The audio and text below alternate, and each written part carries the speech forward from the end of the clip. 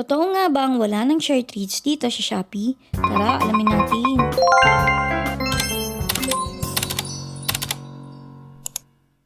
Noong December 2023 ay gumawa ako ng video tungkol sa paano natin mailalabas yung pera natin sa Shopee Pay papuntang GCash kahit na hindi verified. Ngayong 2025 ay gumagana pa rin ito. May mga ilan na nakakapag-convert. Kasi nga hindi lahat pwede ito, mga pili lang, hindi ko rin alam kung bakit. Pero nung August na or kalagitnaan ng August ay marami nang nagko-comment sa video na ito na wala na daw yung e-voucher or yung share treats sa Shopee. Kaya ang ending hindi sila makapag-convert kasi nga hindi na makita yung GCash sa share treats. Kaya ang ginawa ko ay dali-dali akong pumunta sa aking Shopee tapos sinearch ko na agad yung share treats. So dito pagka-search ko dito sa share treats is lumabas naman siya.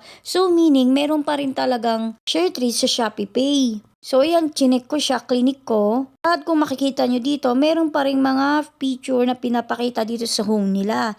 Pero wala dito yung GCash or kahit yung Maya. So tinignan ko dito sa products kasi baka nandito lang. Pero pag check ko dito sa products ay wala pa rin. Ang meron lang silang product na available ay isa lang tapos sold out pa which is ito nga yung sa Pure Gold. Tapos chinek ko rin dito sa categories kasi nga baka nandito. Kasi nga before by category yung nakalagay dito. So chinek ko siya tapos ang nakalagay ay walang category. Meaning lahat ng nakalagay dito, Jollibee, Pure Gold, SM gift cards, wala na sila lahat.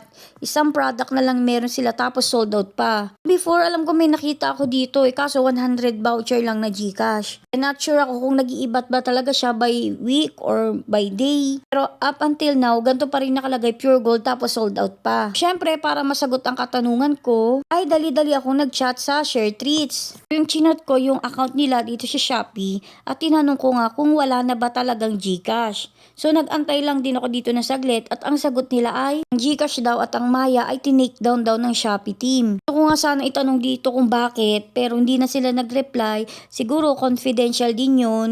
Pero hindi rin natin alam kung bakit talaga tinanggal. Pero sa tingin ko kaya nila tinanggal yun kasi siguro nga na-detect na ng Shopee na ganun nga yung nagagawa natin na pwede natin i-cash out yung pera natin sa Shopee Pay kahit na hindi tayo verified. Siyempre, ngayon may Shopee Pay na pwede na natin gamitin kahit saan, kahit sa Pure Gold, sa Jollibee, pwede natin siyang pambayad. Sa tingin ko kaya din nila tinake down kasi nga feeling ko parang nagiging kakompetensya nila yung share treats. Pero sa Lazada, meron pa rin share treats at kompleto pa rin yung mga GCash voucher nila at Maya voucher nila. So yes, wala na dito sa Shopee yung e-voucher na galing sa share treats. Kaya yung Shopee Pay to GCash ko na not verified ay hindi nagagana siya as of now. So, yun nga na. Sana may natutunan kayo sa video na ito. Thank you for watching. Yun na.